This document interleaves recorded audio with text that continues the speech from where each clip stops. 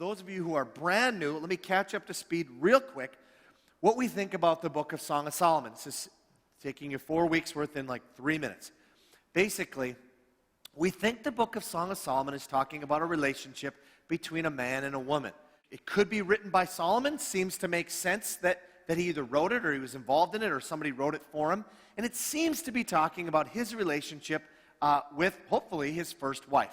Whatever it is, we know it's a man and a woman, and they're coming together.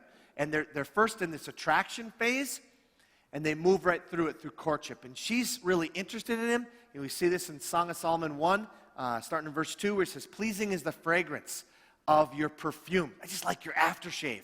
And it says, your name is like perfume. In other words, your character is very attractive to me. I'm very attracted to your character. I like this guy. He's pretty cool.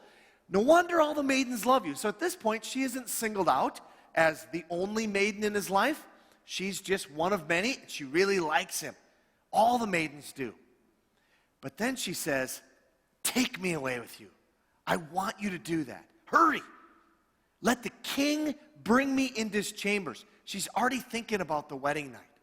She already said, this is what I want. I want you to take me into the chambers after our wedding. That's where she wants us to go. She talks to her friends. They acknowledge it. She then pursues it, and she gets around. Remember that phrase? It was written there by the thing in Sheena where she says, she go by the tents of the shepherds, hang out where he hangs out. How does he respond?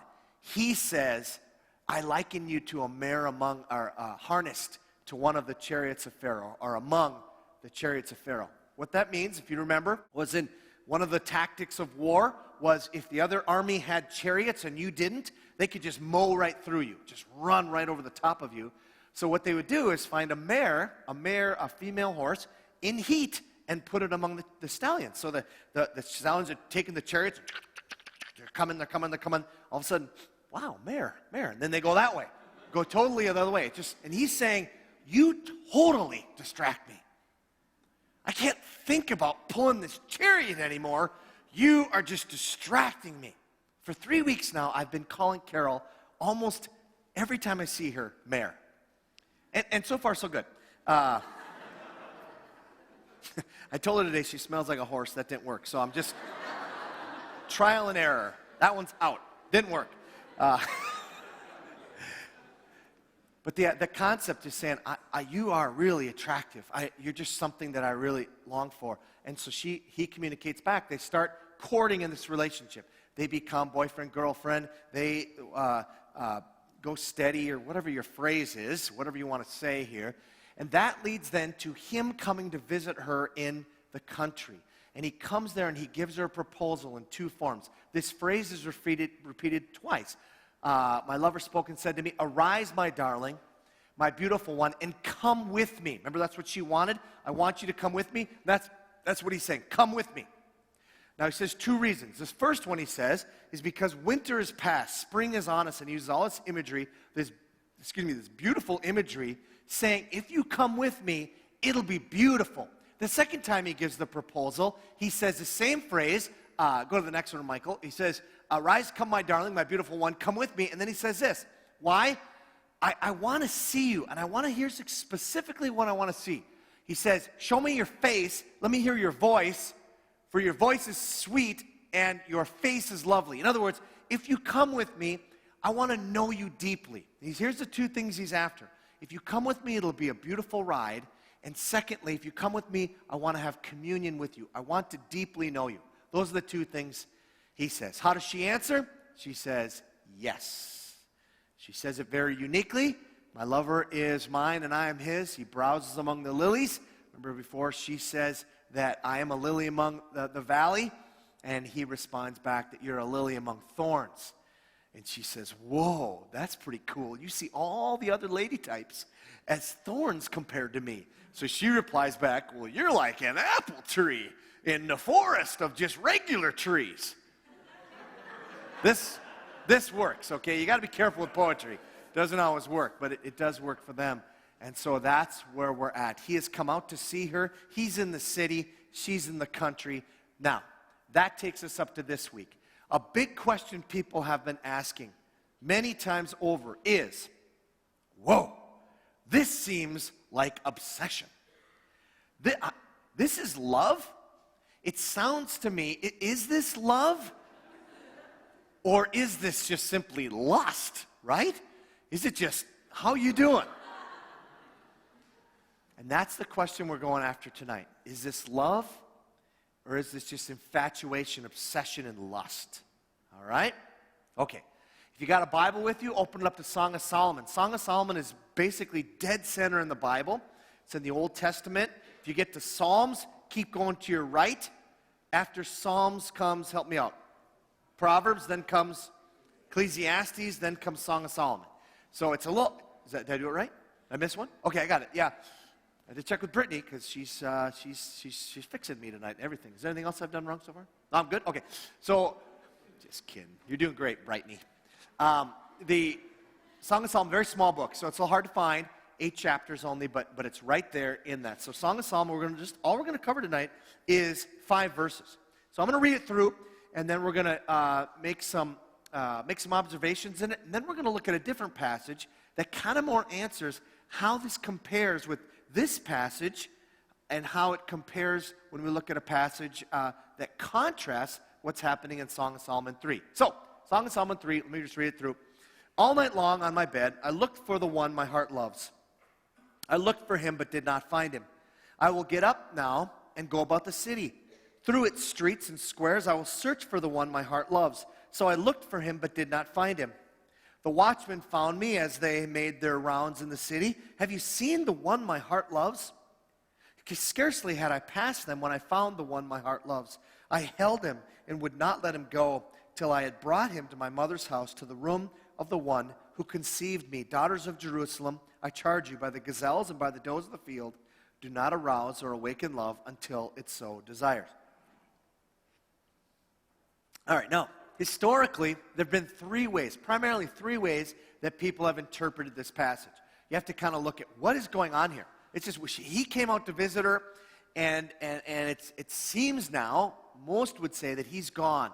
Because in chapter 3, verse 6, the next verse, if you happen to have a Bible open, that's when the wedding processional starts. He's coming back. So it seems like he's gone. It seems like, what is this whole thing going on? Three possibilities, major possibilities. First one is this is literally happening, okay? Wow. Man, nobody gets this. This is really funny. Facebook.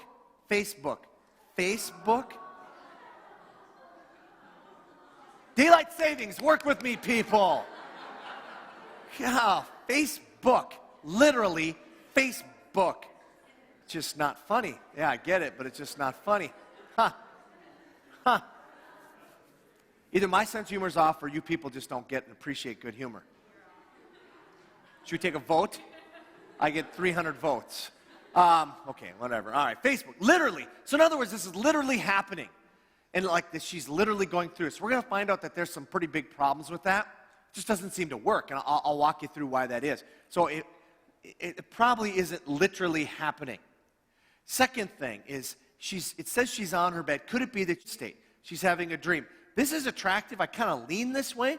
The only problem with it is, and we'll see this is in verse 1, it talks about something as this is not just a one-time deal.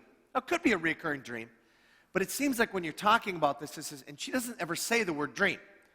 It seems like it's a little more, it leans somewhere like the third one, symbolism. Now, the problem with symbolism is just like in the movie National Treasure, if you're familiar with that movie, it's all kind of wild out there. And people who take this symbolic approach, holy smokes, they come up with some of the most wild interpretations of things. And how can you tell them they're wrong? Because the author's 3,000 years dead or whatever. I mean, you prove me I'm wrong. It's like, I don't know. So we're going to kind of go with the dream thing pretty much. And you'll see it matters a little bit, but not a ton. But we're going to kind of go with the dream thing with an idea that it's not just a passive thing. In other words, when you're sleeping, and I have no idea, I'm not going to get into where all the dreams come from and all that, and was it in your mind and all that, but what I'm saying is this is something, either a fantasy or something she's thinking about or a dream, but it's something that she is part of and that she is causing, she's thinking it through, okay? So therefore it kind of leans a symbolic way. I think there's a little bit of symbolism. We'll look at this when we get there. So, all right, with that said, let's get into this thing and kind of divide it up. The first section is this. They're seeking but not finding. Okay, that phrase is going to be repeated a couple times. She's seeking for him, not finding. She says, all night long on my bed. That translates literally out to, if you were to look at the original language, it would be more like night after night. Night after night after night after night. It's a reoccurring thing, okay? So that's what makes it just a little bit weird if it's literal. Like, really? You go chase him every night?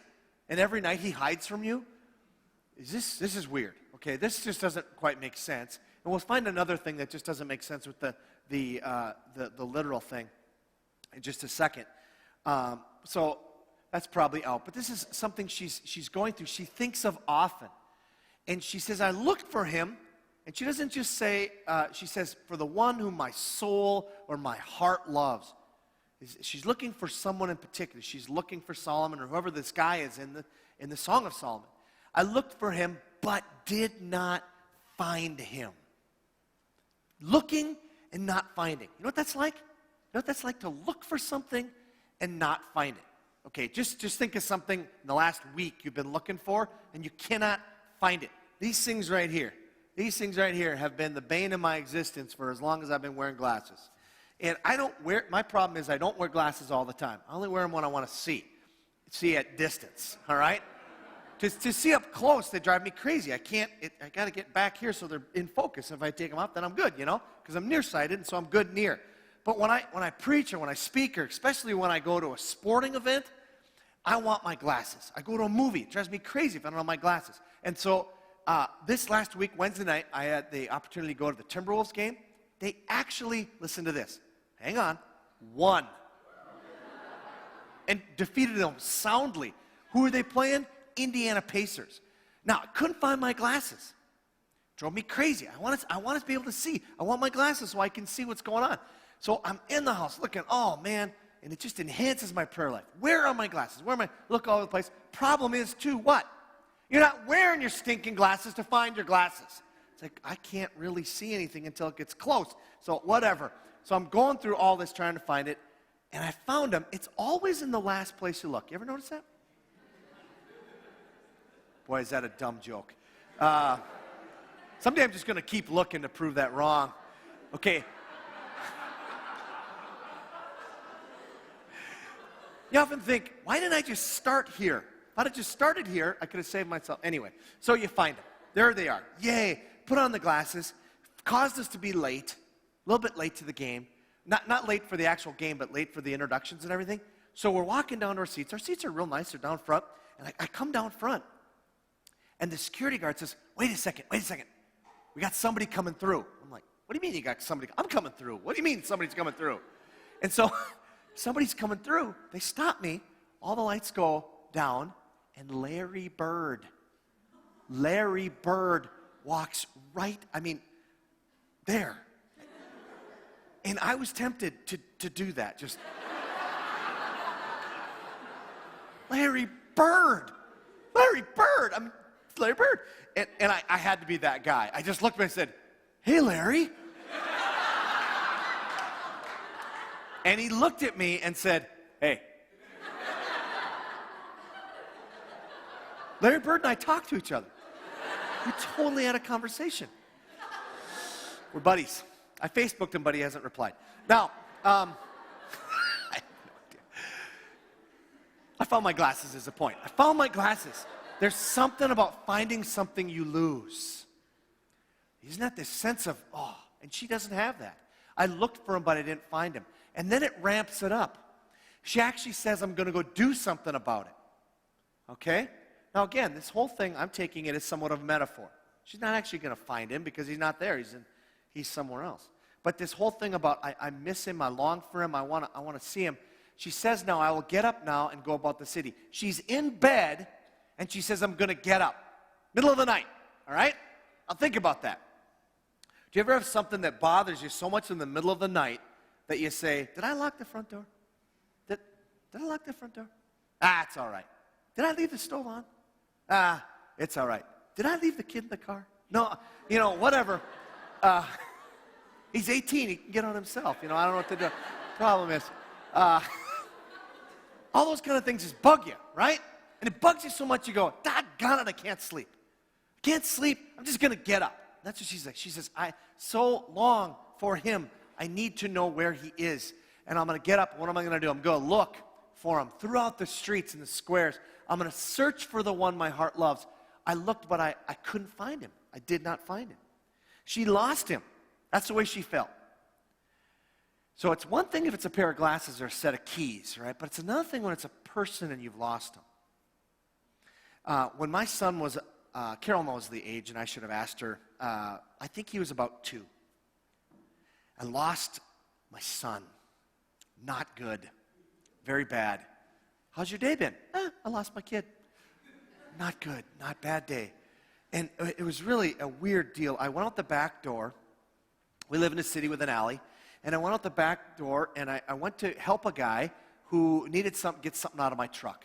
So I had some wood in the back of my truck. He was doing something for my neighbors, and he needed a piece of wood. I said, sure, you can have all this scrap wood I got in the back of my truck. So we went out the back door, the two of us, and we went out where there's a gate. I opened the gate, and then my truck is parked in the alleyway right by in front of the garage. Okay, so I went around the truck, and I went in the back, pulled down the tailgate, got what he needed, pulled up the tailgate, went back around. So I circled the truck like this, came back in, and closed the gate behind me. Well, I didn't know that my 2-year-old had gotten just enough so he could open the door and had followed me. And he went around the truck.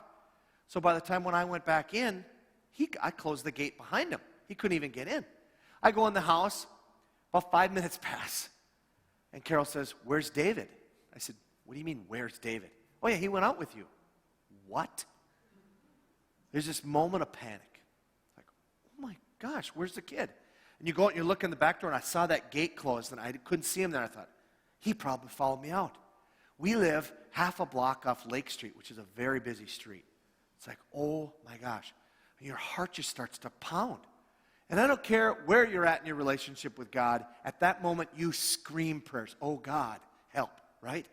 Just find this kid. Where is he? So I'm looking all over the place, trying to find this kid. And I come in and tell Carol, I don't know where he is. You've got to quick call the neighbors. They've got to start looking everywhere. We start going, and I get on a bike, and I start going up and down the busy streets. Well, Carol finds him.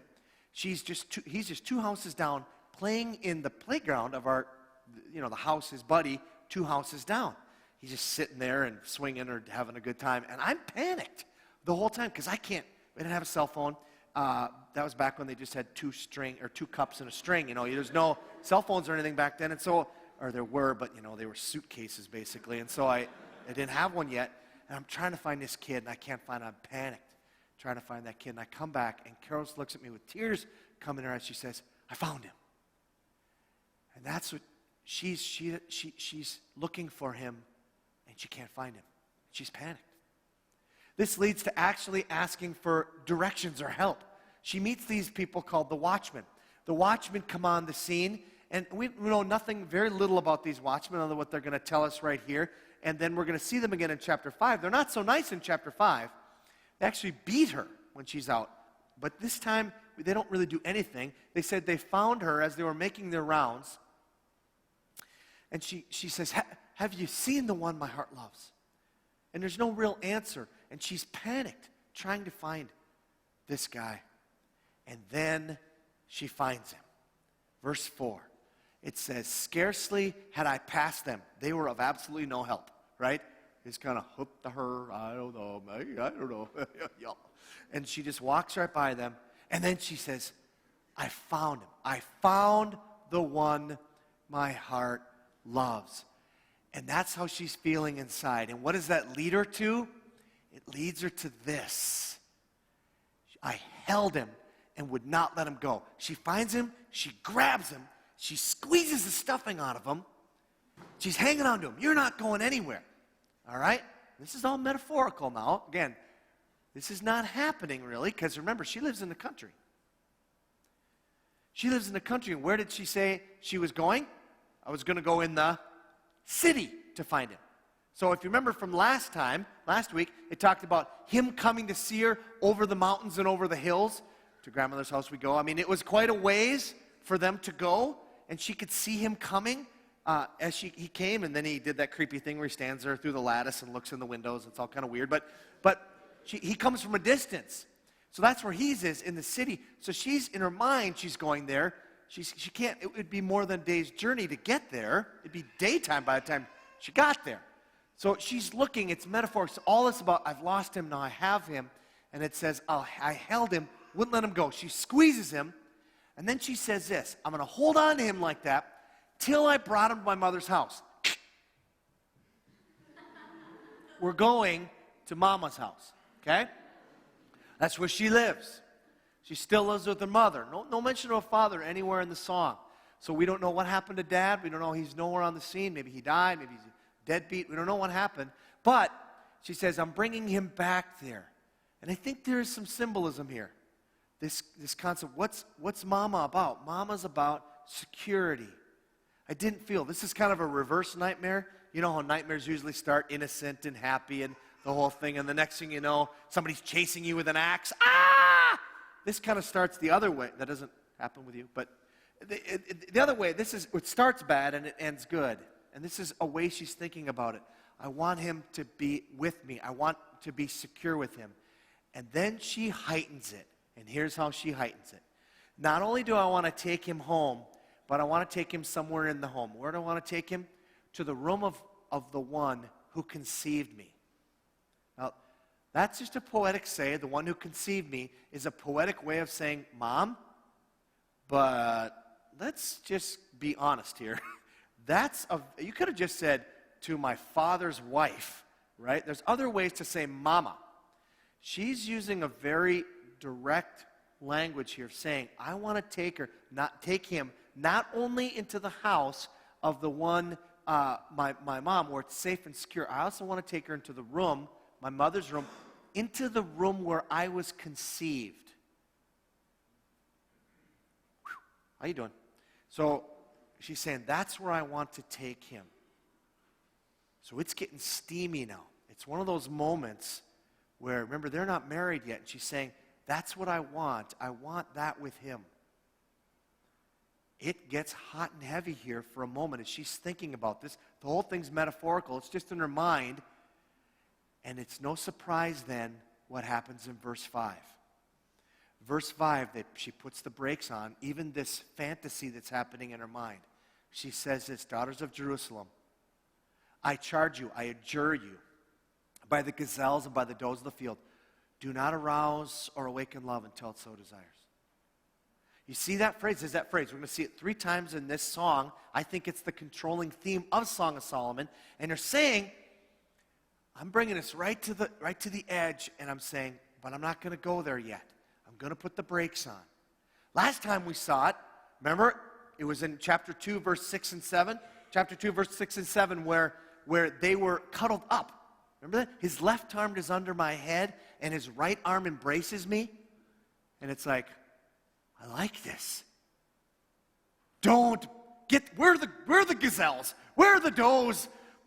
Don't arouse or awaken love until it so desires, okay? Just think about gazelles and does and you're all good, right? And that's what she says there. She puts the brakes on. She says, not yet. Not yet. Now, the big question we're dealing with as we look at this passage, just those 5 verses this week, is, man, that sounds like obsession or lust, right? What's the big difference between loving passion and out of control lust and obsession? Here's what we want to do. Solomon, I think Solomon probably wrote Song of Solomon. We have much more evidence that King Solomon wrote Proverbs. And in Proverbs, he's going to talk about what lust looks like. Now, we've seen this in these 5 verses, and actually chapter 1 all the way through verse 5. What does it look like for this passion to be, that's loving passion, but what does it look like for lust? And so what I want to do for the rest of our time, basically, is look at what does this lust thing look like? And he goes in Proverbs chapter 7, he's going to lay down what this looks like. And I really want to focus on verses 21 to the end of the chapter, 27. But to give you the context, I want to read the whole thing because Solomon's going to tell another story. And this story, in a lot of ways, has a striking resemblance to what we just saw in Song of Solomon 3:1-5. This woman being out there chasing. So let's take a look at this thing. Proverbs 7. My son, listen to my words and store up my commands within you. Keep my commands and you'll live. Guard my teachings as the apple of your eye. Bind them on your fingers. Write them on the tablet of your heart. Say to wisdom, you're my sister, and call understanding your kinsman. Poetic way of just saying, don't stray from the path of the Proverbs that I'm giving you and from the path of wisdom. Hang on to them, because life is going to get tricky. Life is going to get complicated. When you do that, hang on to this path, especially when you come to this. They will keep you from the adulteress, from the wayward wife with her seductive words. Now, he's talking to his son. We're going to see that over and over. We saw this in verse 1. Back up one just for a second. He says, my son, keep my words. Okay, so there's this concept that he's speaking to his son. And so obviously for a son, the issue would be with lust and a wayward wife, or in this case, he's going to talk about an adulteress. Don't take that too far, though. Don't push it, because it could certainly be the other way, right? I don't have any daughters, but if I did, believe me, I'd be telling them about watch out for guys. So don't, if you're a woman here tonight, this isn't pushing against women. It's just saying, watch out. And this woman personifies lust. So here we go. Let's take a look at her. Take a look at him and take a look at her. At the window of my house, I looked out through the lattice. Solomon into lattice or something. Anyway, I looked out through the lattice. I saw among the simple, I noticed among the young men, a youth who lacked judgment. He didn't hang on to the path of wisdom. He was going down the street near her corner, walking along in the direction of her house at twilight as the day was fading, as the dark of night set in.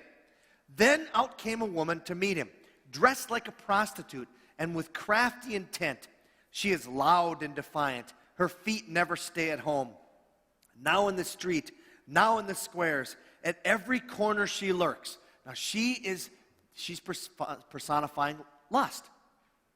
But she's doing the exact same thing that Song of Solomon 3:1-5 did. Remember what? She says, I've got to go find him. What does she do? She goes out into the streets. She goes out in the squares. She's trying to find him. She asks the watchman, have you seen him? Same thing. Okay? Same thing. She took hold of him and kissed him, and with a brazen face, she said, I have fellowship offerings at home. Today I fulfilled my vows. So, therefore, I came out to meet you. I looked for you and have found you. And you just got to stop and think about this one for a second. She's saying this. I did my religious duty thing. I went to the temple and I offered a sacrifice. They killed the sacrifice. They have this leftover meat. I got the meat. And because I've done the religious thing, I went to church. Now I can sin like crazy because I got it covered. That's what she's saying. I did the fellowship thing. I'm good. I got 2 or 3 for the weekend. We're fine. Come, I came to find you. I have covered my bed with colored linens from Egypt. I have perfumed my bed with myrrh, aloes, and cinnamon. Come, let's drink deep of love till morning. Let's enjoy ourselves with love. The lust is speaking, and it's saying, love, love, that's what you're going to get. And the next thing out of her mouth defies that. My husband is not at home. Isn't that interesting, right? We can have love. What is love? No, we're not going to have love. We're going to have lust. Love is about relationship. But she's already going to cheat on her husband, and she's going to cheat on this guy. It's not going to matter. Come, let's drink of love. No, we're not going to drink of love. It's a dupe. My husband is not at home. He has gone on a long journey. He's taken his purse filled with money. Went to the casino. He's gone for a long time. He's got lots of money. And will be not home till full moon. And now here's where it describes what happens. With persuasive words, she led him astray. She seduced him with her smooth talk. All at once, he followed her. So what happens? He makes a decision. I'm going to do it. And look at how it describes it. It says, like an ox going to the slaughter. Just like an ox. What's going to happen down there? I don't know. Maybe they're giving breath mints. I'm going. Just not even thinking. And then it says, like a deer stepping into a noose. So, just walking through, this deer's going along, all of a sudden, till an arrow pierces his liver. Just don't even see it coming. Totally blindsides you. Last night, if anybody caught the Eden Prairie and anybody catch the Eden Prairie and Duluth East game? And that check, there was a check that was unreal. I mean, it's amazing the guy still has his skates on. He did not see us coming. The other guy just lowered his shoulder and completely decleated that guy. It was beautiful. And that's what's going on here. Just didn't see it coming. Boom! It's just laid out. Like a bird. Listen to this one. Like a bird darting into a snare. And sometimes they still do this in some countries. In order to catch birds, they put these very small little snares in trees while the bird is flying. How you doing? I mean, you're just in mid-flight, and you're just hanging there. Little knowing it will cost him his life. Now then, my son, listen to me. Pay attention to what I say. Do not let your heart turn to her ways or stray into her paths. Many are the victims she has brought down. Her slain are a mighty throng. He's describing her like an army. She comes through and there's just these millions of dead bodies laying back there. Her house is a highway to the grave, leading down to the chambers of death. If you follow the path of lust all your life, it will lead you to emptiness and death. That's what he's saying. That's what it is. It's totally different than what happens in Song of Solomon. So, let me throw you we had a flow chart. Let me show you a little chart here. Little chart. What's the difference? Let's talk about love first. Love. Let's list some things about love and we'll list some things about lust. First of all, love. Love is very, very passionate. I think sometimes as we've talked, and especially in Christian circles, you want to minimize that and you want to say, no, it's an obsession or whatever. Hey, read Song of Solomon 1 to 3, 5. This is before the wedding day. They are very passionate. There is something that's starting to go, but we'll see also that there's a brakes put on. And then later on, believe me, there's no breaks later on, and then we get to the rest of the book, and I'm going to have to card you at the door as we start going through that part. But this is it's uncorked, but there's definitely, the bottle has been shaken, okay? It's very passionate. Second thing about love is that it seeks out love. It seeks out, right? She went through the streets to find him. And she's just not looking for any guy. She's looking for her guy. This may shock you a little bit, but love wants sexual fulfillment. Definitely. You can see it. Let the king take me to his chambers. I want to bring him into my mother's house, my mother's room, the one who conceived me. It wants sexual fulfillment. It also, though, wants, it's about relationship. Remember, she seeks the city, but she's not just looking for any guy. She doesn't come up to the watchman and say, hey, you'll do. You're a guy. That's fine. She says, no, I want this one. This is my guy. This is my man. This is my stallion. Right? I'm a mare. My stallion. It's going to work. That's who she wants. It's about the relationship. It's not just about sexual fulfillment. Love will wait. Love will wait in order to experience maximum love. Love will wait. I adjure you, I charge you, by the gazelles and by the does, do not arouse or awaken love until it so desires. God is feared and obeyed. God has created things not as a killjoy, but he says, this is the way you will experience this other way, and I want you to experience life the way I've created it, not in a way that will lead to this trap, where you will seem right at the moment, but it won't lead you to satisfaction, which is the end of it. What's the end?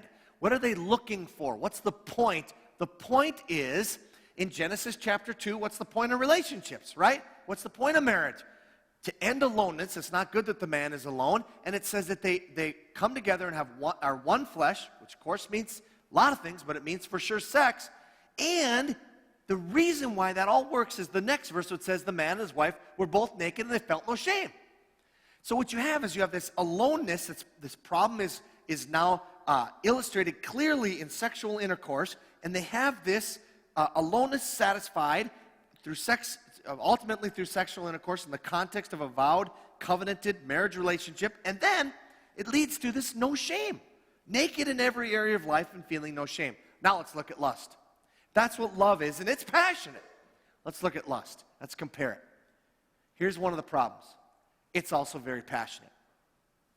I'm going to argue that that passion is not a bad thing. That passion is a good thing. It's where it goes from there.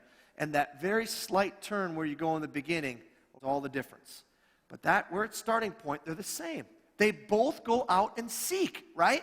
The one is the woman, the love, Song of Solomon, and the one is lust, and she goes out and seek, and they both look. It doesn't seek out love, though. It seeks out lust. And we'll see why that is in just a second. It's demanding, not wanting, it's demanding sexual fulfillment. You don't understand, man. I'm just horny. I just need to fix this. And it's about release. It obsesses with how soon the release can happen. It doesn't obsess about or doesn't care about, or it'll do anything. Is not willing to wait. Lust must be satisfied. God is dismissed in this process. God, I know your ways, but you can't possibly know what you're talking about because all I'm hearing is this other God called lust, and it's screaming at me, and I got to go that way. I know you think you know what you're talking about, God, and I know you wrote the owner's manual of me, but it doesn't matter. I'm dismissing you. And then that leads to the end is actually the opposite of the way God designed things.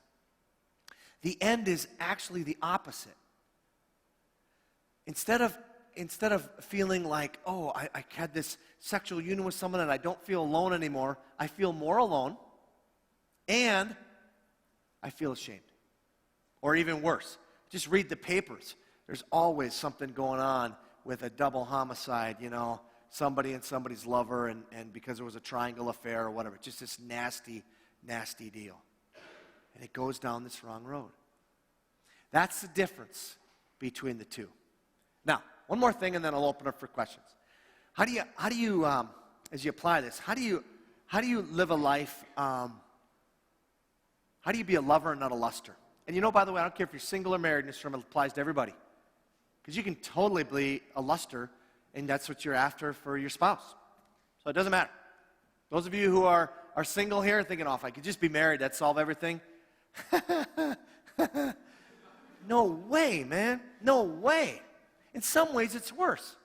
Because when you're single, you think, there's this imaginary person you can't put you don't know who it is yet, and you're thinking, well, they will satisfy. But when you're a married person, you can see a face to that, and you're so mad at them because they don't. In some ways, it's more difficult.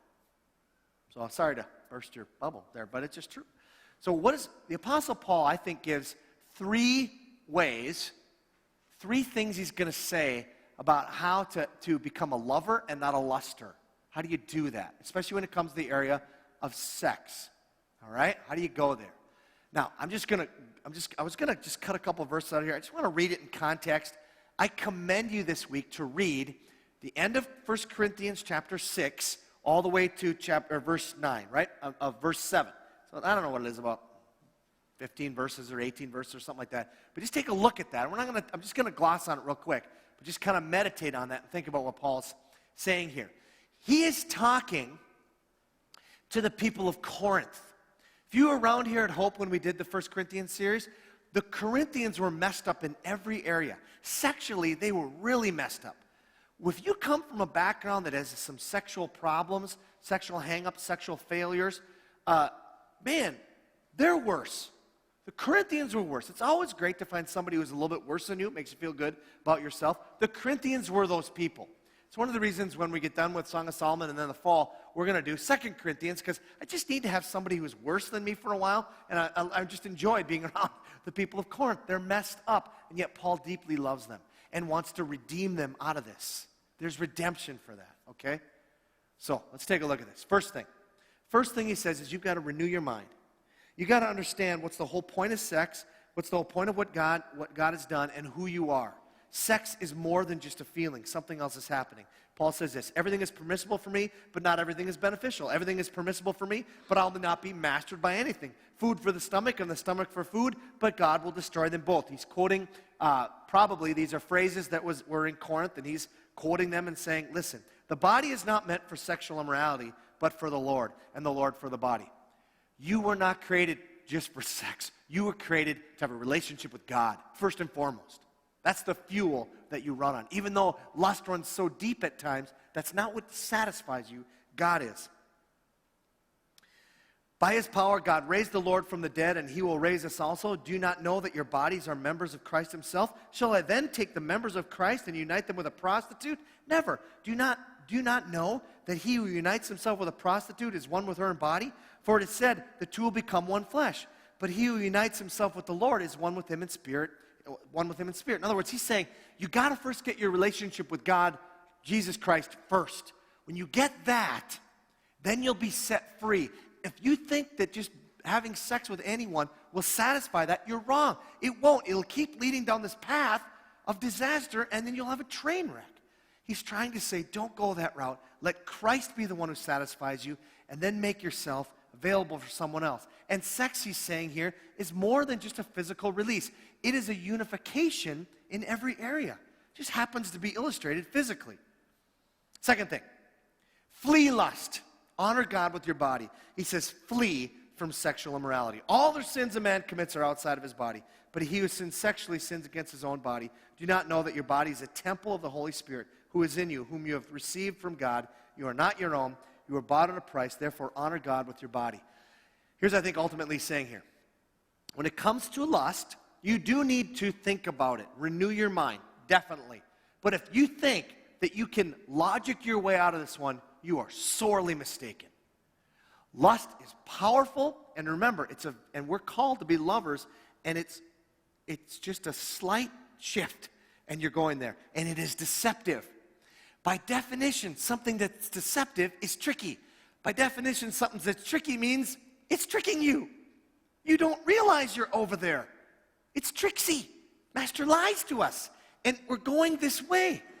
You don't see that coming.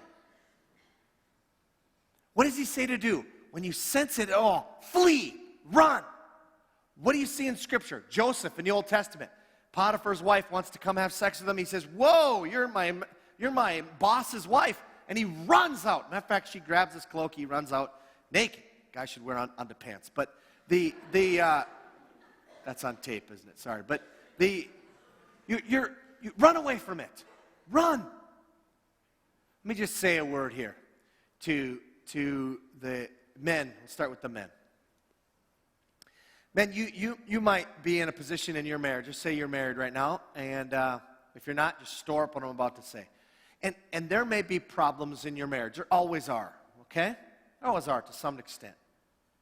And you might be working with someone who you're starting to have that relationship, and maybe it's just going almost to the point of flirting even a little bit. And in your mind, there's a seed that says, you know, what I'm not getting at home, I'm kind of getting here, and it's kind of nice. Let me just tell you something here. Men, do not commit adultery. Don't do it.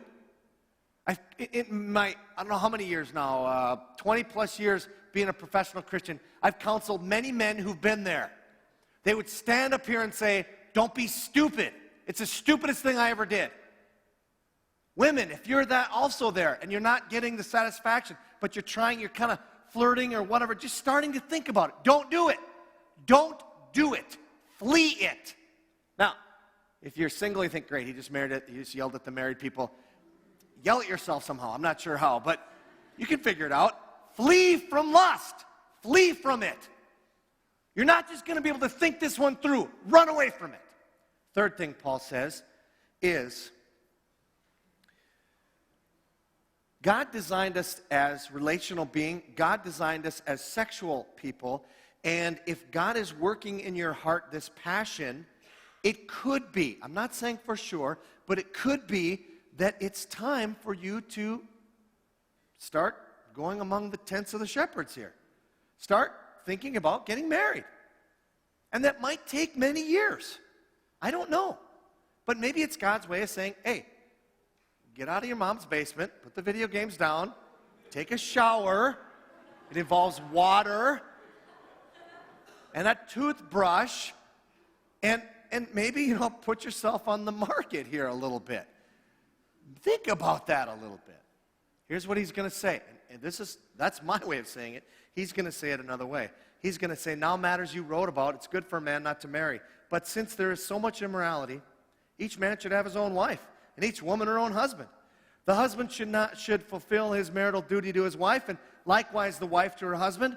The wife's body does not belong to her alone, but also to her husband. And the same way the husband's body does not belong to him alone, but also to his wife. Do not deprive each other except by mutual consent and for a time, so that you may devote yourselves to prayer. Then come together again, sexually. That's what that means. So that Satan will not tempt you because of your lack of self-control. I say this as a concession, not as a command. His desire is that they could be single. He's going to say, and just when I finish this passage, that is actually better. He's going to say, if you can be single and that you can be free of a lot of worries. But if you can't, that's okay.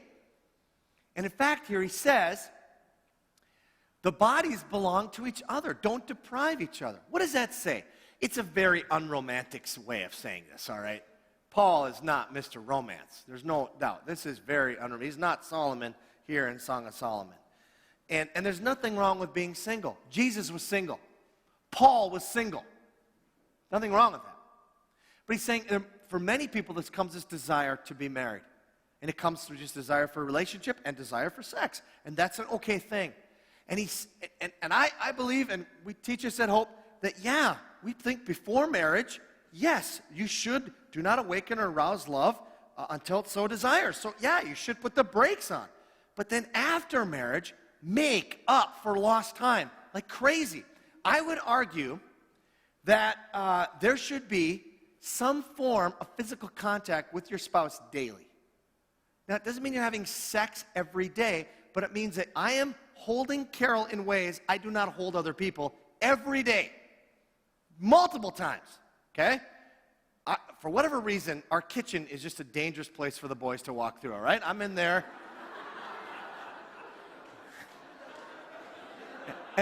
And the boys are old enough now, and they just go, oh, get a room.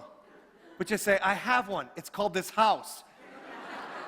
You just happen to be staying in my house. Go get the mortgage. Look at whose name's on it. Yours isn't, okay? As I say, I got a license. You want to see it? I got a license. Wife hunting right here. There it is. It shows I got a season. She's in season. So, do not push that.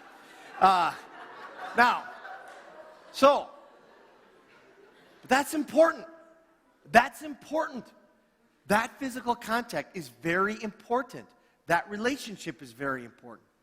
And that's the way it should. I want to model for my boys, as embarrassing as it is for them at times, they can see a healthy relationship taking place before their eyes. Not beforehand and afterwards. It doesn't mean it wasn't a struggle before, and but you wait. You say, I'm going to wait on this. Do not awaken love or arouse it till it so desires. And then you make up for lost time. You have all this. Now, with that said, let's open this puppy up for questions. He says with fear and trembling. Anybody questions at all? Love and lust. Oh, man.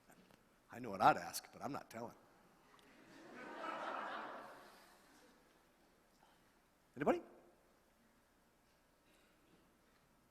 I preached the perfect sermon. There are no questions. This is beautiful.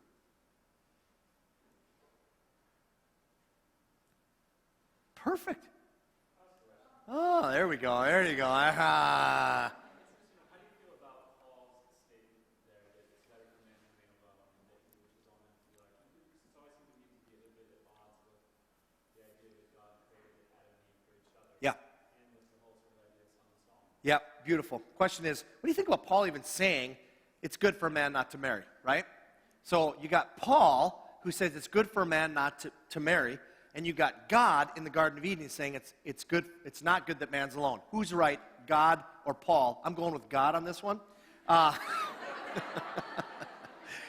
I think in a sense they're both right. For instance, every to quote the great theologian Uncle Ben from Spider-Man, he says, with great power comes great responsibility, right? Wow. He's just going, wow. Sure glad I didn't pay anything for this. Okay, so, but in other words, with every relationship you have, there's my son, he's into economics, John. Everything now is cost-benefit analysis. What's the cost-benefit analysis of this and that and the other thing? And it's like, hey, I'm your dad. You have to have me as your dad. I have no cost-benefit analysis. The rule in our house when spring cleaning is if it doesn't look good and it serves no purpose and it's not me, it goes. Okay? So, but everything else has a cost-benefit analysis, and Paul's making a cost-benefit analysis. He says, if you want to be involved in the things of God and really pour yourself into other people, the issues of raising a family are difficult. In this world, you'll have difficult. It's difficult being married. It's another person. Having kids, that's easy. So you got kids, and you got this, and I got relationships, and I got in-laws, I got my own relatives, all this stuff. And Paul says, you know what? Not that that's bad, but if you cannot do that, you might have the gift of singing. He calls it a gift. So that's how I answer. It's a great question, though. But I've only known a few people who would say, I have that gift, and that's, so, yeah, back there.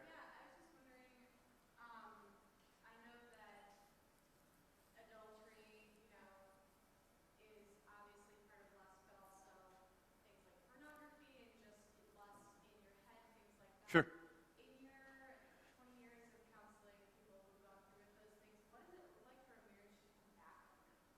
And that is Yeah. confessed and, Yeah. wanting to work through those things. Yeah. Great question. Question is, what does a marriage look like that comes back from either adultery situation or pornography use or fill in the blank? Yeah, it's a great question.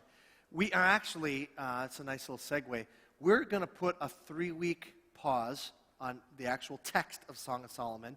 It raises so many questions, given our culture, that in the middle I had designed to do this time, and Core's going to be leading us through this, dealing with those very issues. But let me just answer it very briefly, because he's going to preach, and I'll just give my answer here. So, a couple things.